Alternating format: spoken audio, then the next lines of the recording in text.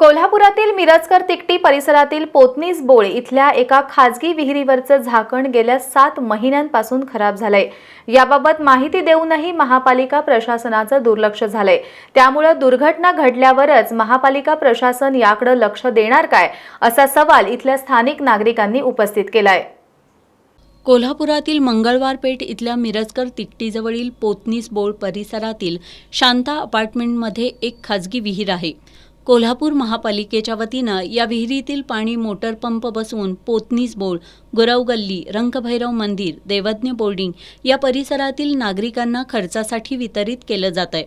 गेल्या 7 महिन्यांपासून या विहिरीवर असणारं सिमेंट कॉन्क्रीटचं झाकण खराब झालंय। यामुळे या पाण्यात कचरा पडत आहे। लहान मुलं तसंच ज्येष्ठ नागरिक या तुटलेल्या झाकणाजवळूनच ये-जा करत असतात।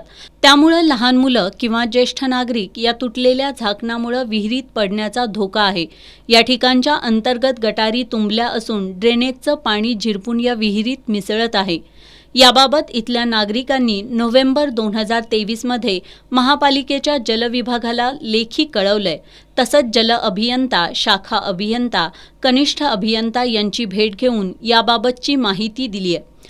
तरीही प्रशासनानं याकडे दुर्लक्ष केल्याचा आरोप होतोय। एखादी दुर्घटना घडल्यावरच महापालिका प्रशासनाला जाग येणार काय, असा सवाल इथल्या नागरिकांमधून उपस्थित केला जातोय। ह्या विहिरीचं पाणी ह्या परिसराला सगळा महापालिका पुरवते।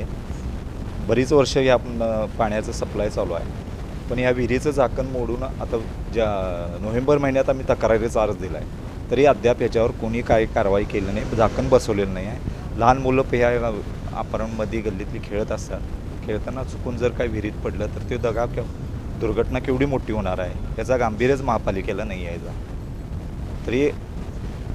आणि ही ड्रेनेज लाईन गल्लीची आहे, ही वरचेवर तुंबते आणि ते पाणी या विहिरीमध्ये मिक्स होते। ड्रेनेजचं पाणी खर्चाला, आंघोळीला, धुणं भांड्याला ह्या परिसरातील लोक या पाण्याचा वापर करतात। दुर्गंधयुक्त पाणी आता 8 दिवस झाले इथे यायला लागले।